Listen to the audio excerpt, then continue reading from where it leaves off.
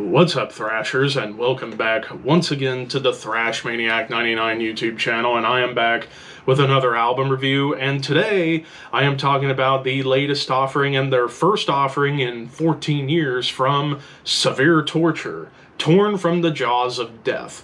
This also came out on June 7th, this time on Season of Mist Records, and like I said, this is their first one in 14 years and 6th overall.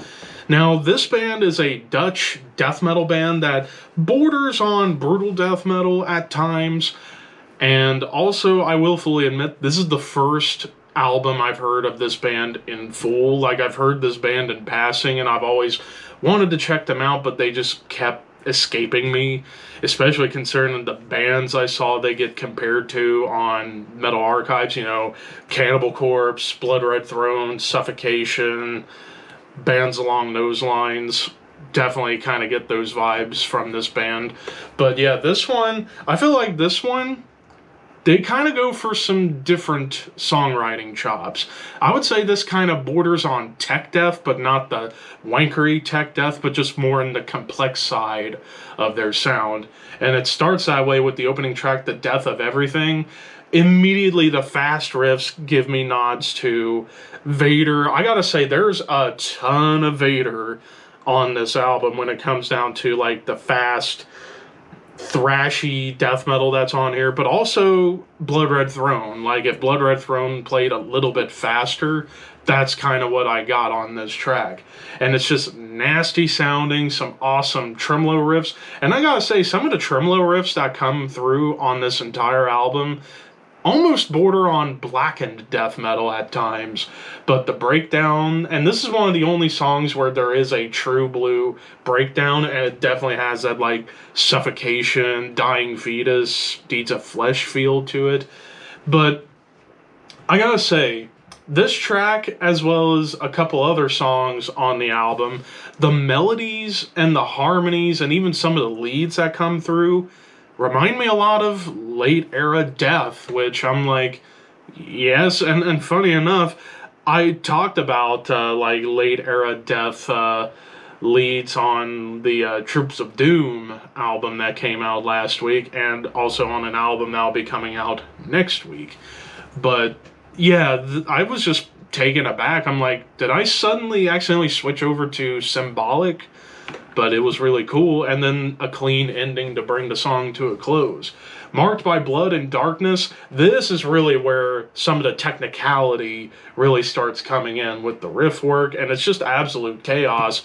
But again, that Vader vibe with the thrashy chops, more of those death harmonies and melodic leads. Like, I wouldn't have expected this band to have a lot of melody considering the band name, Severe Torture. I was bound to hear brutal shit, and while you still get brutal shit on here, this one definitely has more melody going on, and even some bass flourishes and dissonant melodies coming in towards the end. Hogtied and Rope, this one definitely starts bringing in more of the chugs. Like, this one's got some nasty chugs and tremolos, some intricate angular riffs to kind of continue more on that tech death vibe.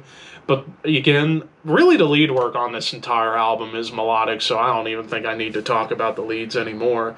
Then the title track, this one kind of mixes in a few different aspects. Like, there's some decapitated inspired syncopation with the triplet chugs, but there's some blackened death metal tremolos going on, little bit of dissonance, and even a blackened melody kind of gets snuck in there as well.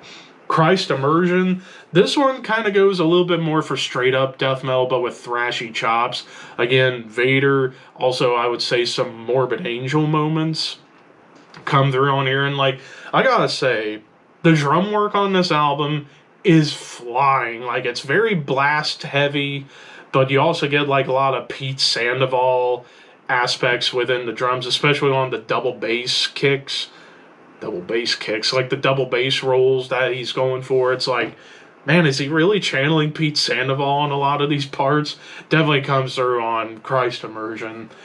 Putrid Remains, now this one kind of brings in some elements from the band Sinister, which I would say that's a big band to somewhat compare Severe Torture to, since they're both from the Netherlands, and Sinister was like one of the earliest death metal bands out of the Dutch scene. So it wouldn't be hard to see why they would want to pay homage a little bit to one of the legends of the scene in the Netherlands. But it's very crushing, but there's like a dissonant, angular riff and a dark melody to bring it all to a close. Almost like as if, I would say, like if seeing Darth Vader or Anakin coming out of the lava, and this would be the melody playing as that's happening, as he yells, "I hate you." But the Pinnacle of Suffering, this one definitely has a lot of Blood Red Throne going on with the tremolos, the thrashiness, and the triplet chugs. It's like, oh, just give me more of that. It's just, ugh. I just want to slather it all over my chest. Oh. I'm sorry I had to see that.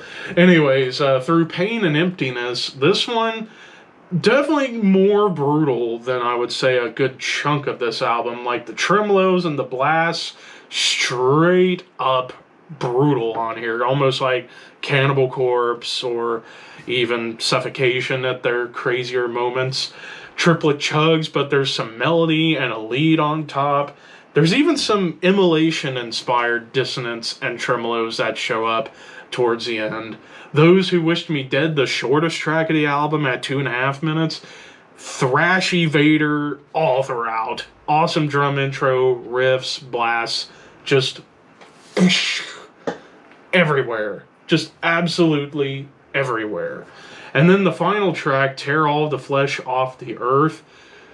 Wow, this one definitely has some nods to immolation with the dissonance and the tremolos once again.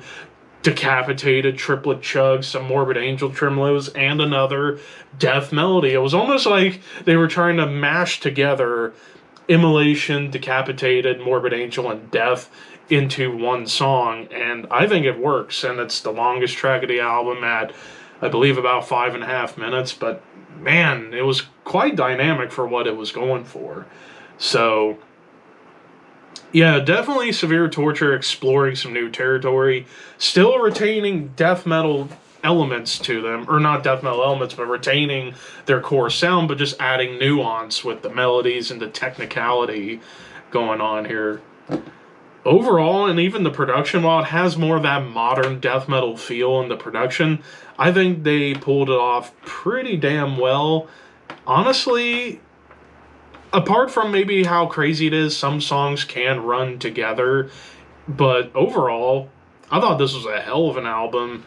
I am going to give this a 4 out of 5. I thought this was a great offering, and definitely need to get the rest of the Severe Torture albums. I do have the debut, Feasting on Blood, but I just haven't listened to it yet, so I gotta get this and the other 4 prior.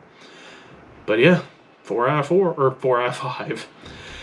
But those are just my thoughts. What did you guys think? Let me know in the comments below. Thank you for watching. Like, comment, share, subscribe, all that fun stuff. Keep your horns high and your dreams wet. Thank you for your patronage.